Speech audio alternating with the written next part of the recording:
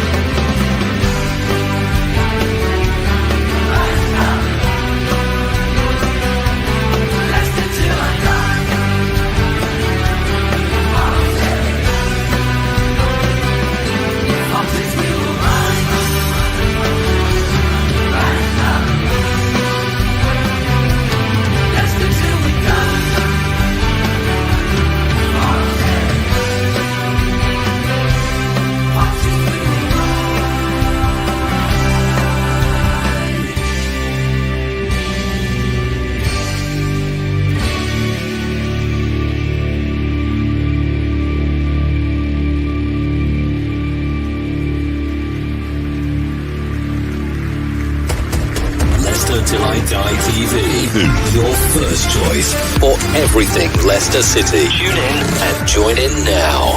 And now, here's your host. Right, Chris. Oh no, I am not. We're supposed to be doing a match analysis this morning. Brad is in the green room, just waiting for him to check his camera's on and working, and we'll bring him in. I don't know how much analysis we're going to get done, if I'm honest with you. I don't think there's a lot of analysis to do, if I'm honest with you. I just don't know. Let's have a look. Terry says, good morning, guys. I've just heard that Jason Bourne has tweeted some somewhat scathing comments about the management. Yeah, I've got them up, and we'll have a look at those soon, Terry, believe you me. Gray is in again. Good morning, Gray. What a shower of shite we are. I think that's pretty insulting to shite, if I'm honest with you. Facebook user, yep, normal service has resumed with the awful football. Top surely has to get rid of this, has got to get rid. His dad would never have had this. I would be thinking, does Top consider Does Top consider himself 10 million compared to 100 million plus? No brainer. I've got to be honest, guys. I actually wrote my Tuesday talking point for the BBC. It goes out on the BBC website, Leicester City football page on Tuesday. Now, I'm not allowed to say what it is. I'm not allowed because it is exclusive to the BBC, but I do question. It's an open. You could read it as an open letter if you like. Turf says, "Have you aged overnight, or is this what Brendan has done to you?" No, this is what Brendan has done to me, Dan. I got blind drunk while the missus laughed. Fair point to her. Fair point. How can we discuss tactics? We didn't even play any. Again, fair point. Morning, Chris. The chanting Rogers out said it all. What the fans want. Do you mean, Facebook user? Again, stick your name at the end. But do you possibly mean this?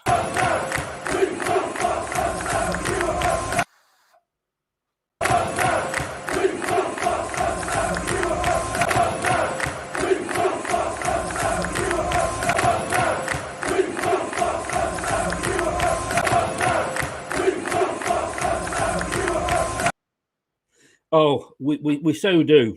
We so do. Just woke up and he's still not gone. Exactly. I did think of the Monkeys song, woke up this morning feeling fine, but I wasn't. I know we would lose, Gray. We would lose more than the 10 million that it would cost us.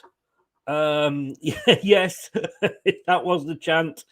And Facebook, oh, it's Jason. Hi, Jason. How the devil are you, sir? I did wonder, but I didn't like to presume. Let's see if Brad's ready. Brad, good morning. Well, no, let me rephrase that. Yeah. You all right, mate? How you doing? Almost as bad as you, but mine isn't drink related. I just didn't sleep last night. Oh, yeah, well, mine's because I woke up about 3 minutes before 11 o'clock and I was like, oh, it's 11 o'clock. We've got to talk Leicester. Yeah. So I tried to go back to sleep and ignore you and pretend it didn't happen, but it is happening. I wouldn't have blamed you. I've got to be honest with you, I wouldn't have blamed you. But, David says, good evening, good morning, good day, whatever it is. I have no idea. Isn't Daesh in yet? You know what? I used to laugh at that, but I don't know now. I don't know. But anyway, I don't think we're going to get much tactics actually itself talked about because I don't think there was much there, if I'm honest with you. No, there's not actually, but because it was the same shit. Yeah. Well, let's do this. We've got a few things to see. So this is the game. And these are the goals. Sorry to do this to you guys, but let's just at least have a look at them.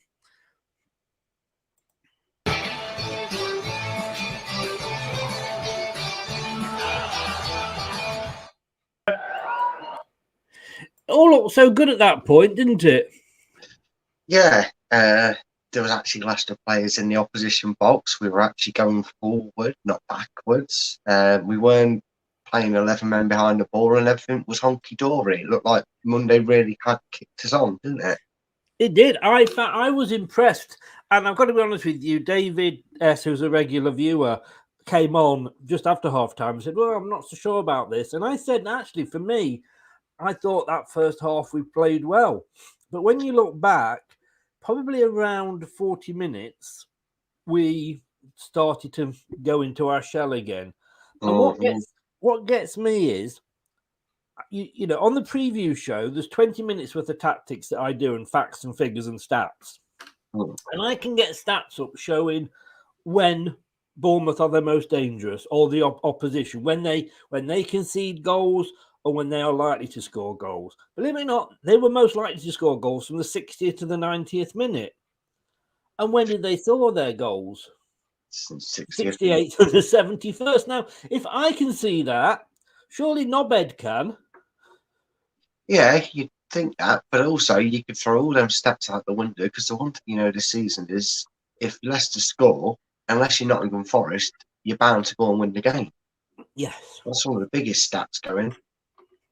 You know, I jokingly said it, I think, a few games ago, where some teams must be willing to kick the ball in their own net just to give Leicester the lead, just so they'll sit back and try and defend it for the rest of the game. And that's exactly what happened. We joke, but it's if it wasn't so silly, it'd be. If it wasn't so true, I mean, it would be funny. Well, yeah, that is. Well, you could use your Sheldon Cooper and say it's funny because it's true. Yeah. Well, Jack, whichever way, I don't know me. I'm not with it this morning. Did you actually manage to see any of the game? I know it was your brother's birthday yesterday, so.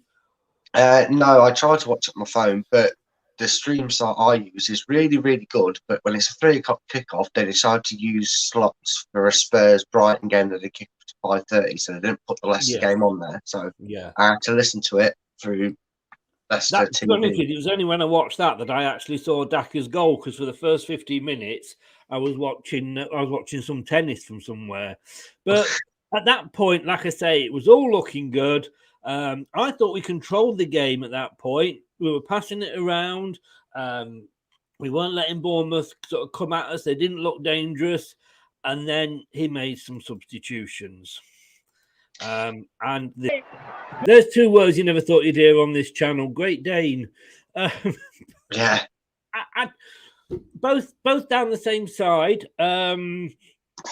You know, when you're talking, and I had Neil on the show last night from Beyond the 90, another great Leicester channel, if you're not following it. And, you know, he was saying he could see it happening at 39 minutes. So the thing is, you know that Bournemouth are 1-0 down. They are going to come out in the second half. But why don't we make changes at half-time? Or why don't we at least go on the attack? Because the best form of defence is attack, is it not? Yeah, it is. And the problem is, like a lot of people said, you actually did see it in the last 10 minutes of that first half. You saw Leicester be very defensive and kind of give Bournemouth the ball without them creating too much. But you maybe thought, oh, well, he's seen it out to half-time. Second half, we're going to go out and not allow them to come at us. And it's the same old problems. I mean, it's probably not adherence to anybody. That you weren't able to visually see most, if not the game at all, because it's the same stuff we've been talking about most of the season. Literally, barring the Forest game, is we came out and it's not like we played defensive, because playing defensive, we're still getting in their faces and not making it easy for them. What we're doing is we're sitting back and defending, which it's embarrassing and it's annoying. And yeah, I know technically the first goal is Fass's fault, bless him, but he's the only one that chases the ball. The rest of the defenders do not do their jobs properly. They chase the ball. They go. He was, to be honest with you, I think he was involved in the second one as well. He was. Yeah. And I'm not going to blame him, because you're part of a defence. I mean, for that second goal, who the hell was picking the scorer up? Nobody. That's what I mean. They're all looking. They're all stood there going, "There's a ball. Yeah, I need to keep it." And, you know what I mean? Just out of interest, I've got a poll on the YouTube channel. 69% of people want Rodgers out. 31% want him in. Who wants him in? But I tell you what, if you're one of the ones that voted that you wanted him in, message me in the chat and I'll have you on, because I don't get it. As you know, I'm like a bride's knickers on a wedding night. I'm up and down about Brendan Rodgers. You know, last season I was prepared to give him time because of the injuries and the situation we had. And I said, let's see how we get on next season. And at the start of the season, I wanted him out. And then I kind of said, well, all right, you know, it's the financial position and you couldn't bring any players in, blah, blah, blah. And then I said, but we weren't just the fact that we were losing to Brighton, we were losing to teams that we shouldn't have been losing heavily to, or at all, really. And then we beat Forest, and I thought, okay, maybe he can turn this around. But we've got the easiest run of games that we will have up until Manchester City. We've got Leeds, but we've got, no disrespect to them, Crystal Palace, we've got Wolves. Can you see us getting anything from those games? Because I wanted somebody in before the Forest game when we had 2 weeks. Well, mate, you know, when you read these out before and after the Villa game got postponed, they've already got 3 more points than I expected us to be able to get, but still, this was a real opportunity missed, because now we really, you know, after the Forest game, you consider Bournemouth on a high, and we're still trying to get there. If you'd have gone to the Vitality, played really well, and just sod's law, but ended up getting a draw, I would have been happy with 4 points. Now, even if it's Rodgers in charge or not, whoever's in charge of that game is now banking on us winning back-to-back home games, and I just don't see that. Even against Ted Lasso and where's Steven Gerrard? Yeah, of course. Yeah, of course you're going to come to us and probably beat us. More like, I don't get it.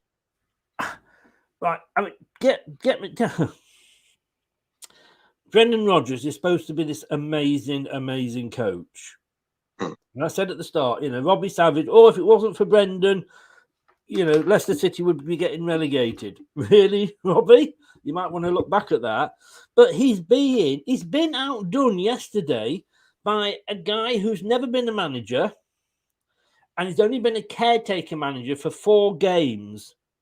And he outthought this great tactical coach we're supposed to have in Brendan Rodgers.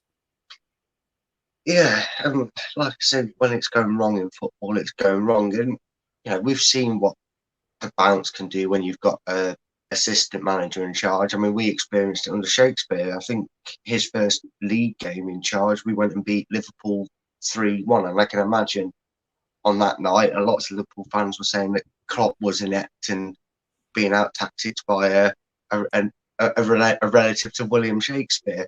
But the thing is, it's the stubbornness that's killing him and this job and his time at Leicester manager and ruining his reputation, because he just won't change trying to make this squad of players a defensive-minded team. There's 2 things this team can't do. We can't sit back and put 11 men behind the ball and see our result. That's very difficult. It sounds easy, but when you're only clicking buttons on the controller, it's really easy to do. But actually to execute it, not many teams can do it. And do you know what else not many teams can do, Chris?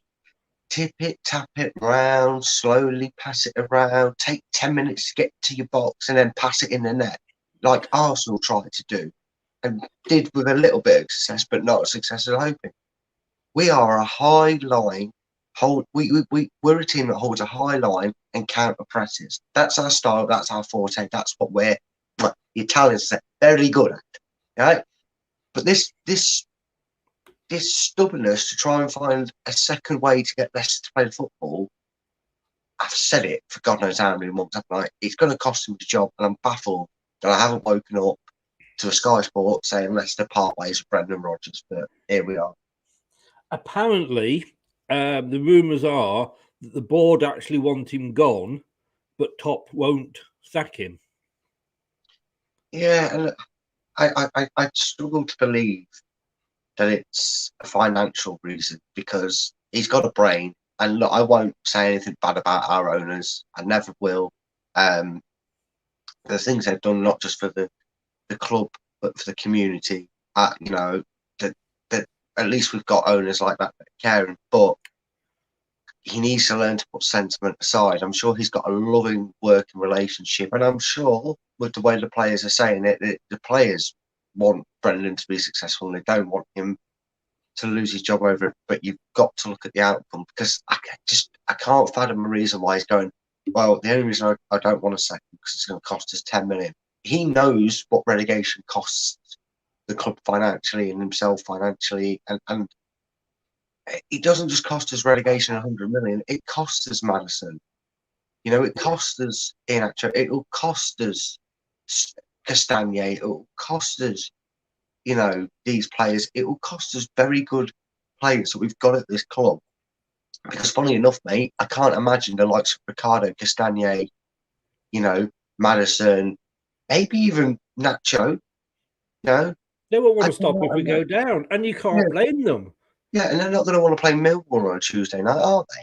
No, and I would totally understand that. And we would be paying them a hell of a lot more than they would be worth in the Championship.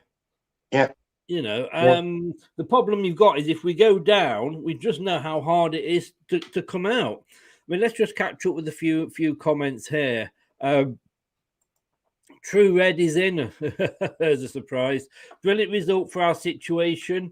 It is. I've got to be honest with you. You even get that point against them on Monday night, and we're bottom again. So that's a little added incentive for you. And I can see you getting it, mate. Leicester's in a nutshell score, park the bus. Sean Dyche won't cost us any compensation. Steve Walsh said they had 50 crosses into our box. How bad is that? True.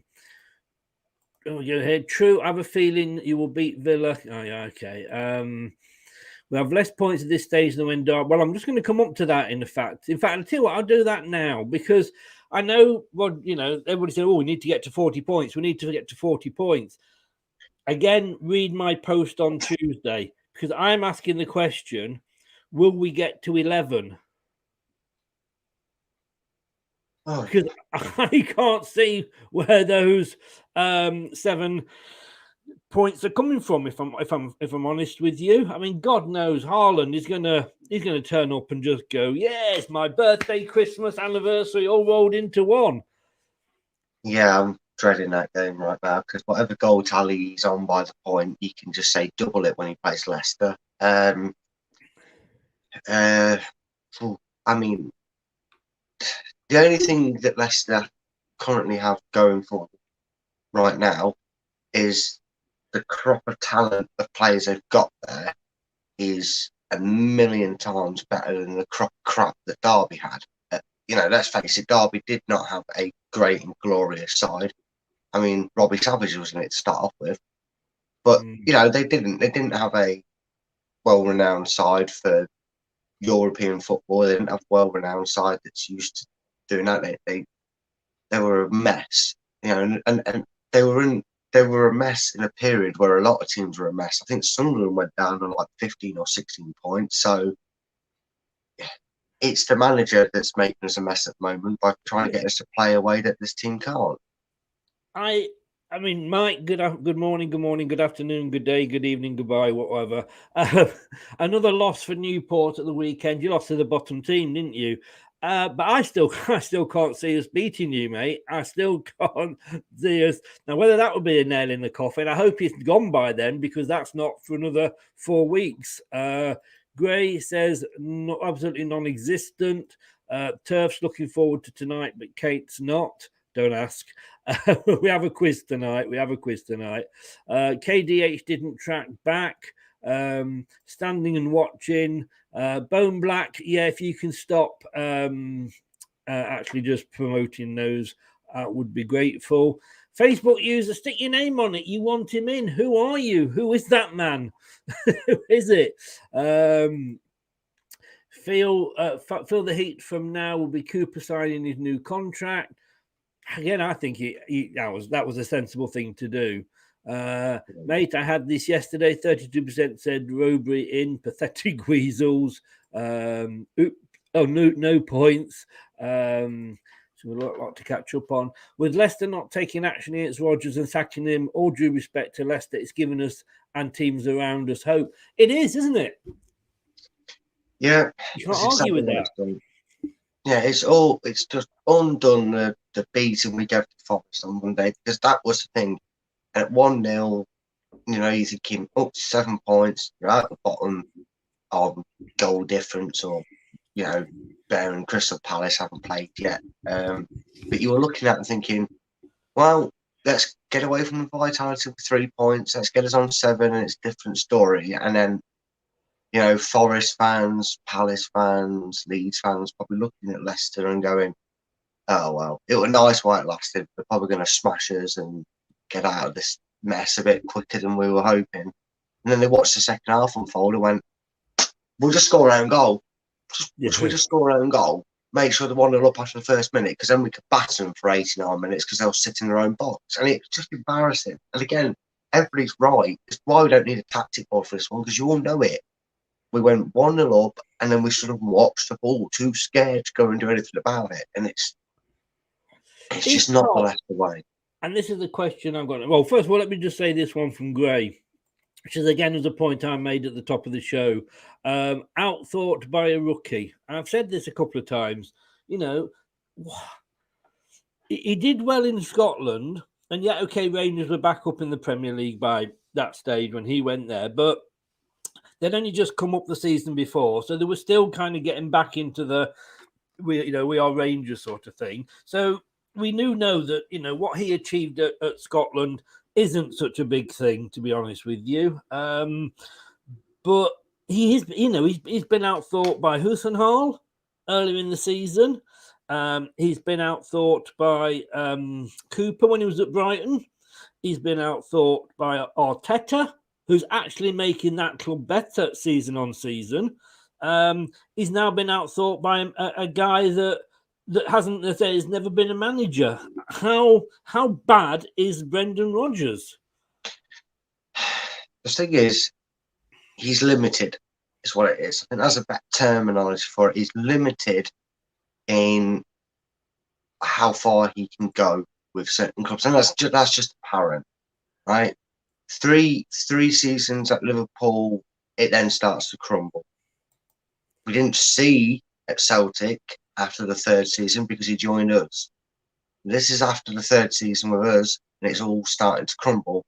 And Liverpool and Celtic fans, well, more Liverpool fans than Celtic fans, to be honest with you. Maybe, I think maybe remember his time at Swansea, but they told us the crumbling started the season before.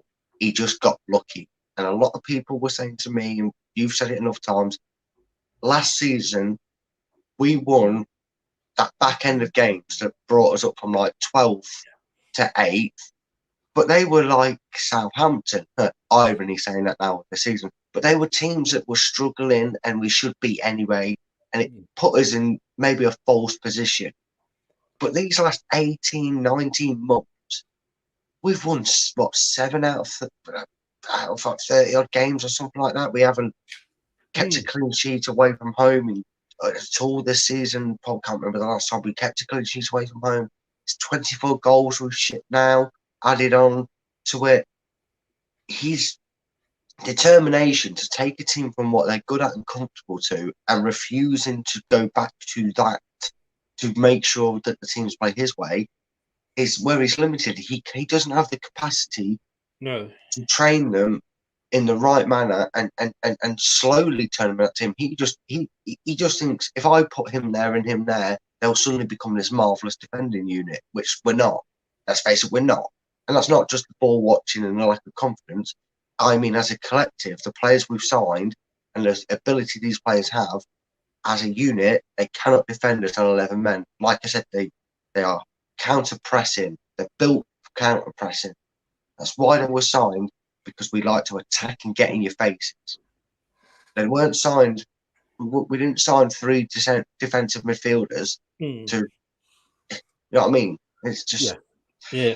And something else that I have mentioned, it may well rear its head on Tuesday.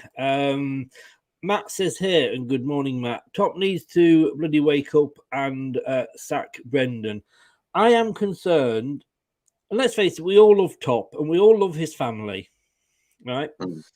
But he works abroad. He's trying to salvage the whole company after the horrors of COVID. So he wasn't there to watch this. So the only time he's been over this season is he saw us beat Forest.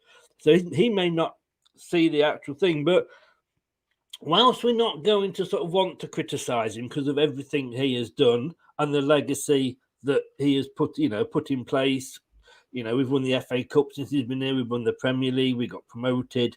We're breaking all the records that we'd had before. But we're football fans. If we go down and then we struggle because we're selling all our players and we're towards the bottom of the championship, we are going to turn on him. And my worry is that his legacy and his dad's legacy will be ruined because he won't make that decision now. Oh, you just hope that's not the case, don't you? Hope that it's a little bit of sentiment that's kept him in the job longer than most managers have been given. And you're hoping that either the decision to sack him is done soon and a replacement's brought in and the season gets saved and we do end the season well, or he sticks with him and then he's hoping that we stay up by the skin of our teeth. And that's embarrassing in a way to say that we're talking about us staying up by the skin of our teeth.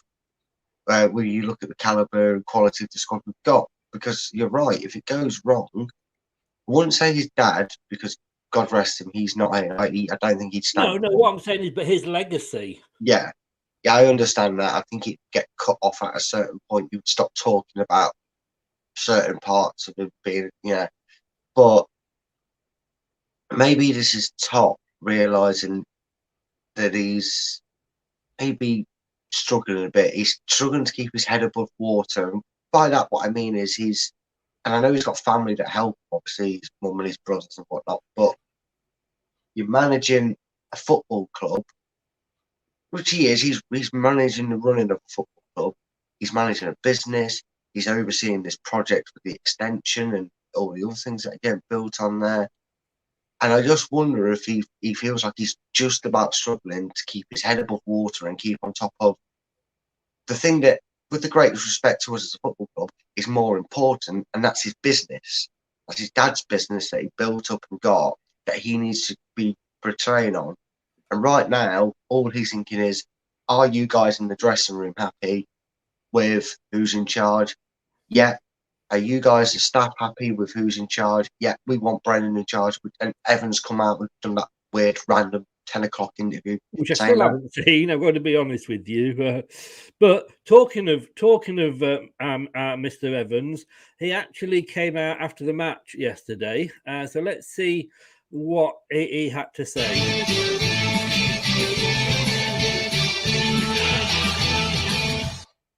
Johnny, hard luck. How did that slip away from Leicester? Probably, our standards dropped, especially second half. I think it's probably been a story of the season in terms of, starting the games pretty well, and we come under a bit of pressure. We just find that difficult to sort of deal with at the moment. Because you finished the first half so strongly. I mean, maybe not coasting, but you had all the ball. You didn't need to fly forward because you had the goal lead, and they weren't really pressing you too highly. So what kind of changed after half time? Yeah, well, they probably put a bit of pressure on us. Not an enormous amount, but we made one or two passes, probably giving the ball away, and then we just invited the pressure and we never really recovered. Do you feel like that's kind of a big step back after what you had on Monday? In terms of, obviously, I think obviously in the second half, you sort of think, take a point from the game. It's probably not a bad point. In the last 10 minutes, you find yourself 2-1 down. Obviously, being in that position would have been disappointing anyway. I think coming away from the game taking a point, but we find it difficult to get back in, or a passing wasn't there. We even found it difficult to sort of even create a chance to get back in the game. That's probably the most disappointing thing for myself. What's the manager said to you as a group after that? I think he talked about our possession of the ball and our sloppy passes, and invited pressure. And, in the Premier League, the standard's so high, you can't give the ball away that many times. Lucky we could have taken a point. Is that how low we have dropped, that we're actually lucky if we could have got a point against a team that got promoted last season and had 9 put past them in one game? I think it's a major confidence thing. And again, Johnny Evans said something that I think we have to also look at the players and take the blame, because Rodgers might be trying to teach a way that doesn't suit them, but he's not teaching them to blindly pass it to fucking nobody. Excuse my French, but you got the warning in 18, so I took a chance on saying that early morning. But he's right. The players do have to put their hands up and come out and take some form of responsibility for it, because yes, it's not ideal the way he's trying to see out a 1-0 lead that's never, ever, ever worked this season. But they're passing it 5 yards ahead of a bloke who's not made a run. They're passing it behind the guy when he's made a run. It's careless. And I just can't fathom that that's all on Brendan. Johnny Evans is saying it there. They're sitting too deep. They're not getting involved. So clearly Rodgers wants them to be engaged more, even if it's still defensive. He clearly wants them engaging the players, the attacking side more, so we can come away with the ball and we can break out. And I wonder if the mentality, and I know it's a cliche, but I wonder if Rodgers needs to scrap training, hear me out, right? Scrap training for a day and send them on like a team building exercise. Let them play around a golf or whatever in the £100 million bloody training centre. Do something to get that morale and get that unity working together. Because when I was listening to the game, as you know, Chris, when we went 1-1, the commentators were saying, I can't believe what I'm seeing here, but players' body language it's almost like they've already gone, oh, not exactly gave up, but they're all already dreading what's coming because they're thinking, here we go again, we've let the lead slip, here they go, they're going to come at us. And instead of reacting to that in a way of, no, this isn't happening, we're going to get the next goal, we're going to come at you now, we're going to get a result from this game, they did what they've been doing all season, and they almost let Bournemouth win it. But it's a good point, but then that is down to the manager, because the manager dictates the way they want to play. And I get what you're saying about going to team building. I mean, I'm 61. I've done sales since I was 16, right? I've seen it all come, and the fads come and the fads go. And, you know, if you make a sale, you'll get up and you'll pop a balloon and get a free Twix and all that shit. At the end of the day, if I go on a team building course, it doesn't actually make me a better salesperson. All right, maybe put me in a good mood. That may be up my sales, but generally speaking, it does not. It is training that I need to make me a better salesperson, not team building.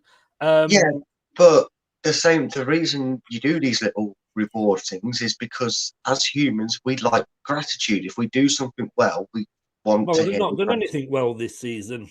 No, but if you can get that mentality better, and you can say, that's what I want to see you like on the pitch. That's how I need to see when things get rough and you work together. You know, even if you give them one of them, like, I don't know, what's it called, where they've got to go over obstacles. Yeah. You get them doing something that's a little bit tough and it requires them to work in teams of like 5s or 4s, whatever. And you go, yeah, that was really difficult, but you had a laugh, you did really well, and you actually did it quite well because you worked together. If you do that on no matter how rough it gets on a football pitch, and you stay together mentally and you keep rallying each other around and that, it turns the result into it. They need to breathe, they need to get a positive energy back in that club. And sometimes you see it, these clubs, when they're struggling, they take them away and they get them working together. And they go and do something that involves them working together and communicating better. And, you know, maybe blind man's fucking, I'm game of Marco Polo, something that tells them they can blindly find a teammate. If you can find them with a blindfold on, you can find them with a fucking one of them would end up in fucking Coventry. And yeah. For me, I do, don't give a, as you know, I do get what you're saying. Just for me, I think, if Brendan came out and said, like, oh, yeah, we after that performance, I'm going to take him away and we're going to play, I'd be, what? But I'd get what you were saying. Yeah. I mean, we all remember Jock Wallace and his hill that he got everybody climbing. We still got relegated, but they were fucking fit. But I just, it's just, I can remember a few months ago, and when Ant said from Ant's Leicester fan channel that Sean Dyche till the end of the season, and I spat my tea out. And I have seen a couple of interviews he's done, and as he said, he didn't really have any investment in that team for 3 seasons. So what he had to do was make the most of what he'd got. So he said, the way he played the way that he played, not because he wanted to, but because the players he got couldn't play any other way. Mm.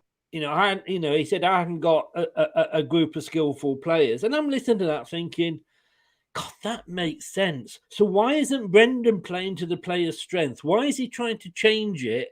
And as Gray says here, and it's a good point he makes, why does you think that Rodgers has changed the way we play when we were getting success, which we were with this squad? Yes, we've lost Fofana, but apart from that, it's virtually the team that won the FA Cup and the Community Shield and finished 5th for 2 years running. And we've added Daka Sumare and maybe a couple of others that we won't talk about.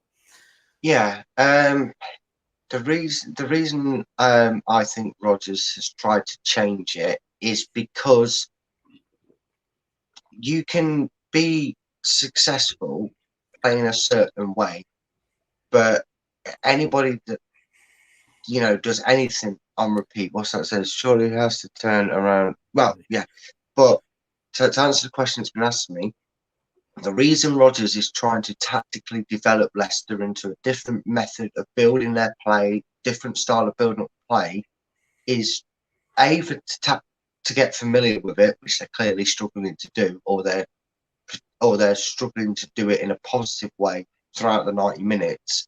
And the reason he's doing that is so that Leicester can switch things up. They can manage the game at any state and deal with it on any caution. So if a team's going to flood you, they know they can put a man behind the ball, they can defend it and see it out. And yes, people say, well, Brad, don't fix what isn't broken.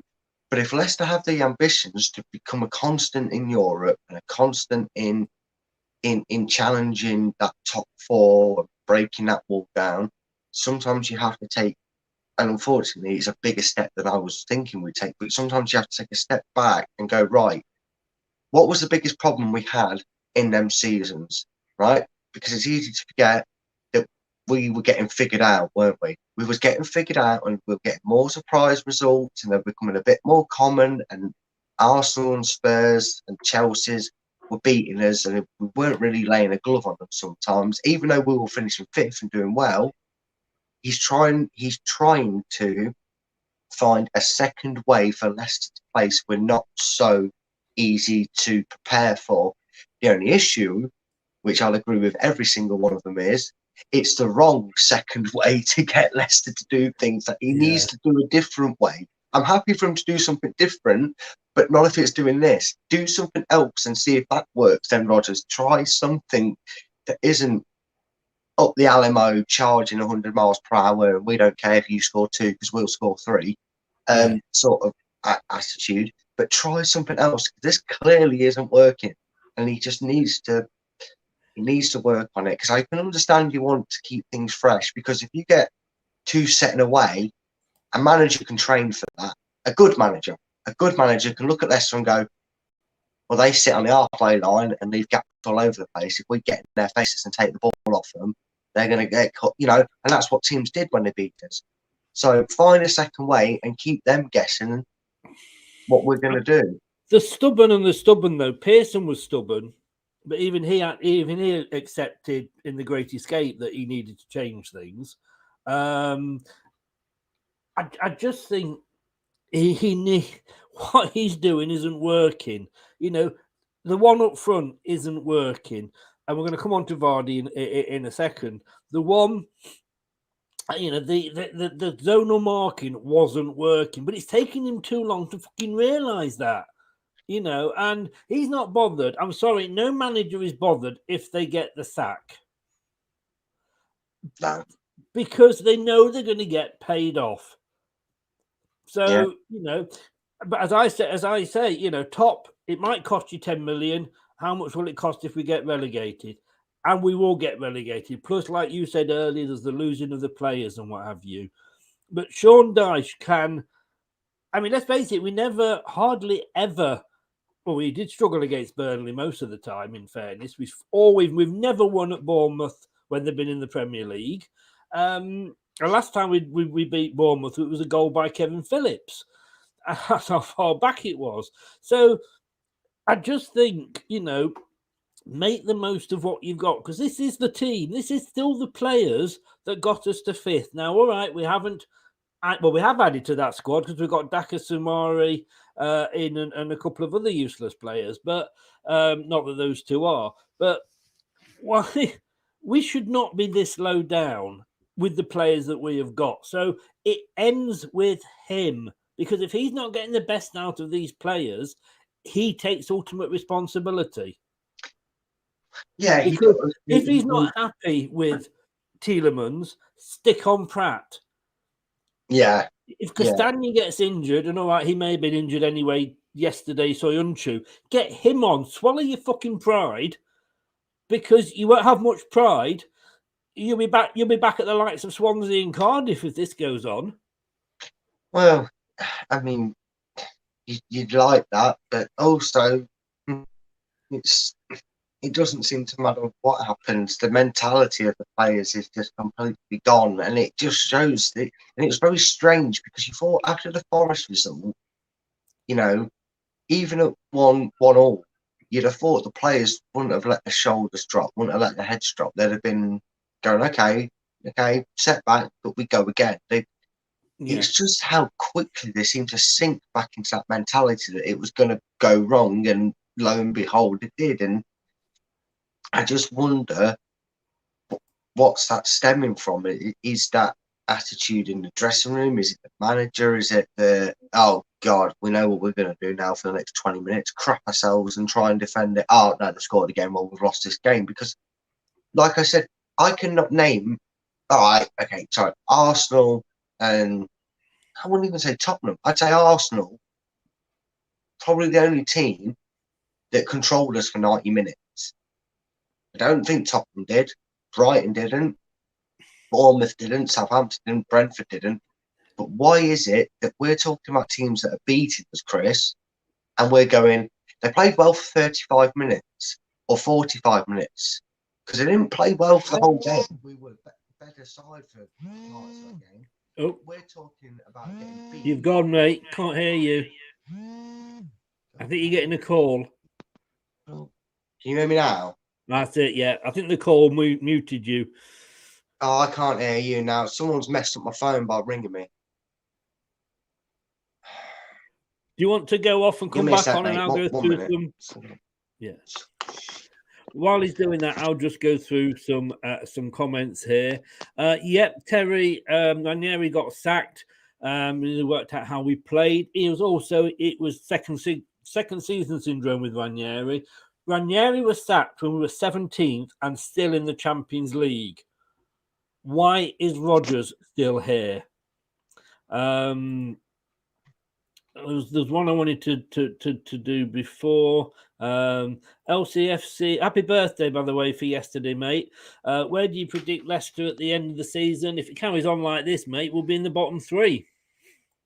It won't matter whether we're 18th, 19th, or 20th. We all go down.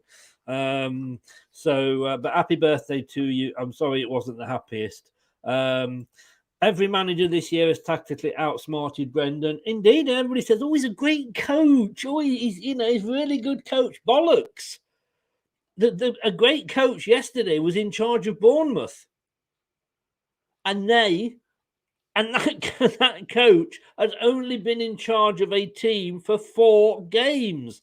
4 games, and he outthought this great coach that is Brendan Rodgers. Don't make me laugh. Rodgers isn't a motivator, quite possibly. That's what is needed. And again, Dyche, would he kick arse? Because arse does need kicking. I was as well. Alex, welcome along. I was so confident going into this game for once since we won 4-0. We had to win it. And I wanted Rodgers gone in those 2 weeks because I wanted a manager that could come in and could beat Forest, could beat Bournemouth, Wolves, Leeds, Crystal Palace. I wanted a manager that could do that. And I wanted him in for those games. Now, all right, we didn't make that change. And he came out and he got the result against Forest. Now, were the players up for Forest and then they weren't up for this game? And were they up for Forest because it was Forest? If that's the case, then who is that down to? That's down to Brendan because he's the manager, for fuck's sake. We did Terry at Bournemouth one day. Kevin Phillips in the 87th minute. I was in the crowd. I was in the Bournemouth end on that one. Palace at the KP is going to be so toxic. Maybe we need to let everybody know how we feel. I'm not one for booing the players, but at the end of the day, I can't blame the players. I can only blame Brendan. And I think that the atmosphere towards Brendan will definitely be toxic. Would you agree, Brad? Yeah, I would agree. It's one of them where maybe whether the players like it or not, they're going to have to hear what us fans think because, I don't. With the greatest respect, I'm glad to see that the players don't. Well, maybe I would like to see them turn on a manager, but in a sense, it's all well and good saying, "Oh, well, the players like him, so we're going to keep him." We're the ones that go to the game and buy the merchandise and put money into the club and You know what I mean? And we're the one that Yeah. are making sure these players don't have to worry about the 80 grand wages going in, because we're there every week, all day, every day, buying stuff and everything. So yeah, we're allowed to voice our opinion. Now, I'm not saying boo the players, but I maybe think if Top's sat there, let him know that this isn't good enough. Let him know that if this continues and we lose tonight, lose when we're playing that game, that this is why we want Rodgers out. If we've got 15 minutes at half time, when we can literally be singing Rodgers out for the whole 15, 20 minutes, Top will hear that in his suite. So maybe that's the time to do it when the players aren't on the pitch. And it was funny that Rodgers never came over at the end of the game yesterday. Oh, I didn't know that. I didn't know he didn't bother. He never kept, which I don't blame him because he'd have probably got out. But no, he didn't come over. I know you've got to go, Brad, so I want to just ask you this and then I can let you go. Everybody's on again about Ward, and I'm not blaming Ward for either of those 2 goals yesterday, and it's an old thing that we keep coming up. We're being linked with this Drakovic. Somebody just put in the comments we bought him. I've not seen any of that at all. I haven't even seen anything where we've been linked with him. But for those of you guys that are complaining about Ward, I don't hear you complaining about Vardy, who is paid to score goals, and in 8 games this season, hasn't scored a goal. So Vardy is as much, if not more, to fault than Ward is. I don't say that. I'm not saying this, but people don't say, well, Vardy's not getting the service. Ward's not getting the backup from his defence. No, he's not. It's opposite end of the pitch is the same problems as the reason behind the bad results. I mean, Vardy's very fortunate in this debate because he's had a lot of success as a Leicester City striker, and whilst he's not been firing, others have, so he gets the pressure taken off him a little bit. And you're right, it's not fair that he goes unnoticed in terms of it, because it is a bit concerning. It's 8-9 games in now and he still hasn't scored. That's very un-Jamie Vardy-like, if you will. Yeah. And again, if your defenders are standing still and being scarecrows or playing like a crock of shit, trust me, I've won man of the match awards on like a 4-0 defeat before, being a goalkeeper. Yeah. And sometimes it's the amount of saves you have to make, not the amount of goals you can see, because the defence is all over the place. I'm like, defence is awful. So no, I'm not on this Danny Ward hate train. You know I'm not. I know. I believe in him. And I've got to say, he's in. I thought there was a smell. Mr. Dorr is in. Have lost him. Mr. Dorr is in. Are you still singing about your win against us? To be honest with you, mate, that's all we've got to sing about. We've got fuck all else to sing about. So yes, we are. But will you just answer me a question, Ben, if you don't mind?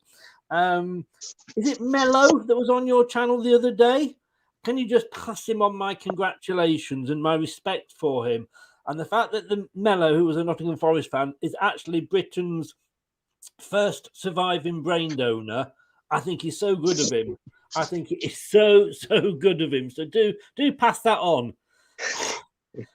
Can I just say, he is a wanker. He is an absolute total wanker.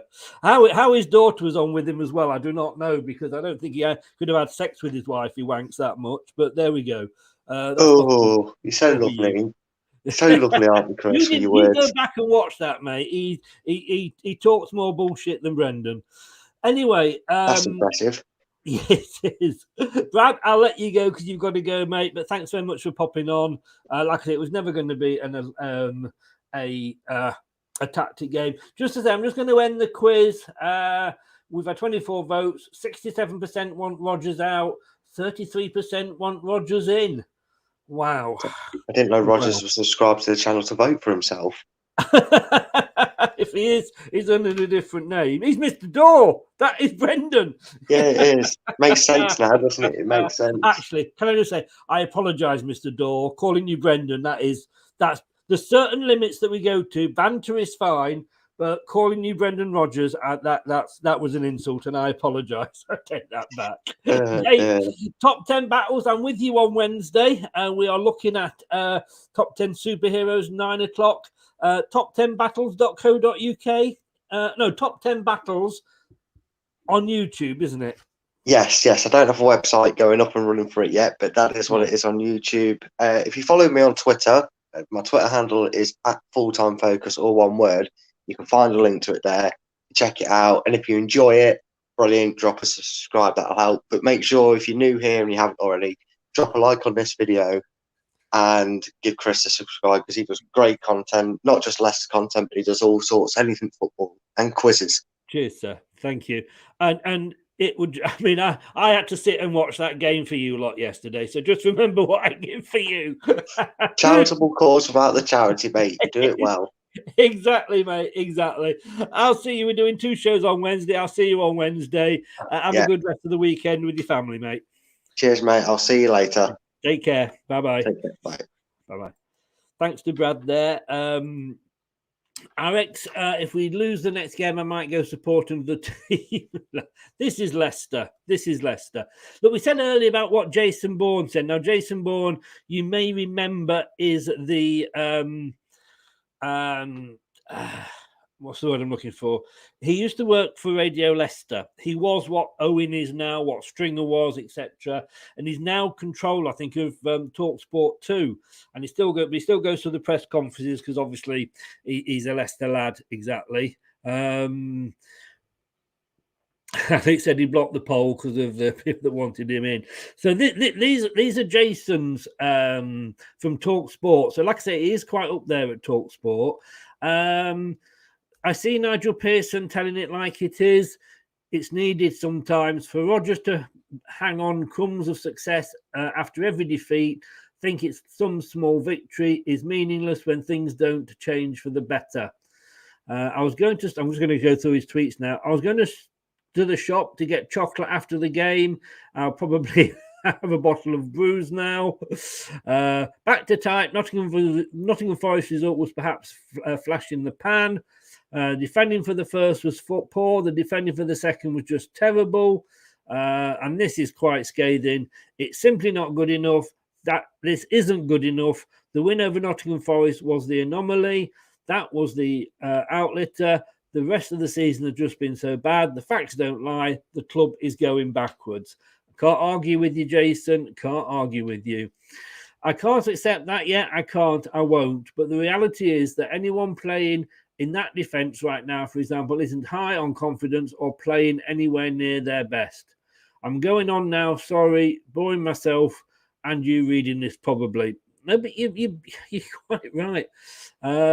I wasn't angry yesterday. I wasn't surprised by what we were served up. I just felt demoralised. Matt Piper, once again, telling it like it is on the radio. He doesn't say it with a sledgehammer, but gives an honest assessment of how things are. Hope he doesn't leave the airways anytime soon. I wonder how much honesty there is at the club after the reality of the situation, about the mistakes, about the results, about the financial situation, about Rodgers' position. That's on the hierarchy, manager, coaches, and the players. Do they really grasp how bad it is? I don't think they do. And that is the sad part. I've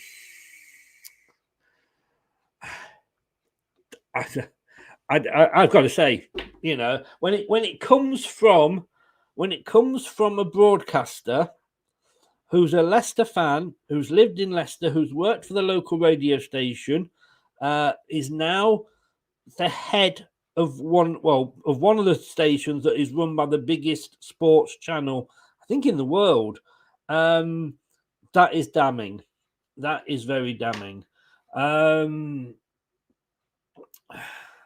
a true fox, says Gray. Win or lose, we are. We come on here and we get annoyed, and I will support the team. It doesn't mean I have to like everything they do, and it doesn't mean that I'm going to say that Brendan is suddenly the best manager. I'm fickle. I'm fickle as much as anybody else is. As football fans, we are fickle, and we're moaning because of what we have achieved over the last few years. But the fact that, you know, if we'd lost 5, 6, 7 players, I'd have said, okay, but we haven't. You know, we've lost a couple. And like I say, it's just when you look at somebody like Sean Dyche and they are saying, you know, I did what I had to do with the players I'd got. Listen, Brendan, Where are we? James is in. Good morning, James, or good afternoon just now. All right, Chris. I say how the devil are you, but I can already tell what the answer to that one is. Big up, mate. Yeah. Leicester fan says he's changed his PFP. It's small, I can't see what it is, mate. The only positive there is that we scored almost every game. We can. And if we were, if we were conceding 3 but scoring 4, that would be okay. But we're not doing. I don't know anybody who can support Brendan. Hit the likes and subscribe. Yes, please. 1 second, sorry. Oh, I went down the wrong way before. Couple of things I always want to show you. And yet we've got to look at it. And I hope Brendan's looking at it. And I hope Top's looking at it. We were 15th at one point yesterday. All right, we probably wouldn't end the whole weekend in 15th, because of course other teams down there have still got games to play. But look how bad that is. I say if Forest get a point against Villa, we are bottom. And I don't get how we can sack that, because Ranieri winning the Premier League was a hell of a lot better, and let's face it, a bigger achievement than Rodgers winning the FA Cup. And yet Ranieri went 17th and still in the Champions League. Excuse me. I've got to say, Top, please grow a pair of balls and sack him. Because your legacy, your dad's legacy, could end up being ruined. And we don't want it to be ruined. We want to love you for what you've done. Leicester fan is off. Take care, buddy. I'm going myself in a minute. I just want to read this out because I wasn't able to get it up on a screenshot. But points we have lost from winning positions. January the 19th, we're winning 2-1 to Tottenham. We lost 3-2. Oh, I remember that. Brighton, January the 23rd, winning 1-0, drew 1-1. West Ham on February the 13th, winning 2-1, drew 2-2. I remember that. That was my famous Bell End Brendan. Man United winning 1-0, drew 1-1. Newcastle winning 1-0, lost 2-1. Everton winning 1-0, drew 1-1. Chelsea winning 1-0, drew 1-1. Brentford winning 2-0, drew 2-2. Southampton winning 1-0, lost 2-1. Brighton winning 1-0, lost 5-2. Tottenham winning 1-0, lost 6-2. Bournemouth winning 1-0, lost 2-1. And as no disrespect to some of the teams in there, but Bournemouth we should be beating. And if we can't beat them after we've just come off a 4-0 defeat, a 4-0 victory, over Nottingham Forest. I mean, really, how bad are Nottingham Forest if that's what happened? I'll leave you with, I don't know if you saw this up, but it kind of sums how I feel at the moment.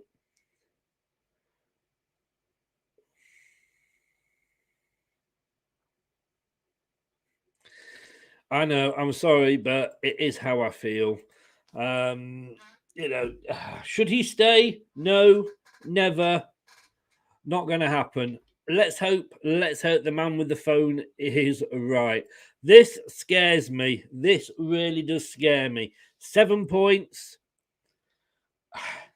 I'm sorry. I don't think we can. I don't think we can. Certainly not with this clown in charge.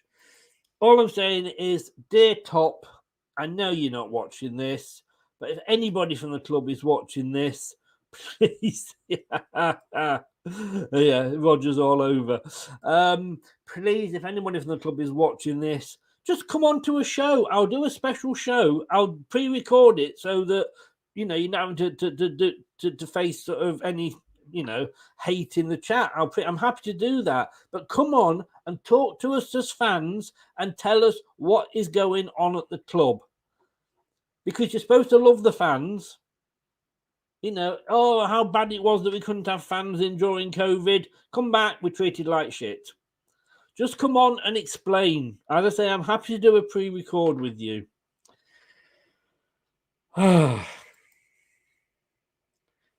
I haven't got, if I say anything else, I'm just going to go round and round and round in circles, and I'm going to give myself a headache.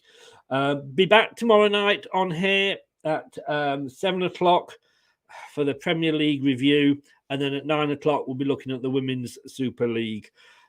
Not doing well in either of them. Look, guys, thank you so much for tuning in. I know it was Sunday morning. Normally, this is the show where Brad would have his tactics out. You missed that, ladies. Get his tactics out for the girls. But it just wasn't. It wasn't going to happen this morning. He is hungover, bless him. I'm absolutely knackered. I'm going to go back to bed. And I just feel like I'm just repeating myself now. So I'm going to go to sleep and hope that he may be gone when I woke up. Mumsy says, oh dear, another rant. Indeed, but I am still... So I had 2 rants in 2 days, and I'm probably, if I had a couple of I've had before, let's say I've had 10 rants this season. After 8 games, that is still 87 rants less than Man United fans had when Ollie was in. I'll leave that with you. Thanks for watching, and if you've been listening on the podcast, thanks for lending me your ears. I've chewed it off. You can have them back now. Take care, and I will see you tomorrow night. Keep the faith. I know it's hard, but that's what we do. Good day. That's all, folks. Thanks for watching Leicester Till I Die. This is Chris saying goodbye, and see you next time.